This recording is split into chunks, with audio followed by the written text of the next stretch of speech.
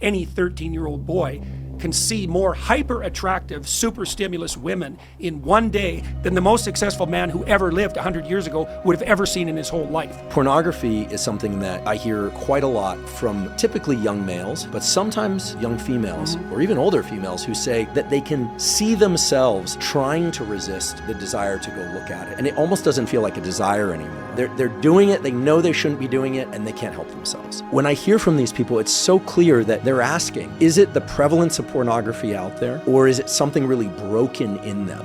You know, there's been work done with generally simpler animals on these phenomena called super stimuli. I think it's stickleback fish where this was first observed. So I hope I get this right, but I've got it approximately right. I believe it's male sticklebacks. They're very aggressive towards other male sticklebacks. And the reason they're aggressive is because the other male sticklebacks have a red dot on their bellies. So they don't like red dots at all. And so you can really enrage a stickleback with a red dot. And if you use a red dot that's a little bigger and a little brighter than the typical red dot, you get a super stimulus. It's virtually irresistible to the stickleback. And it's weird because the maximal activation is produced by a stimulus that they wouldn't see in nature. It slightly exceeds, that's exactly what pornography does. It's a super stimulus.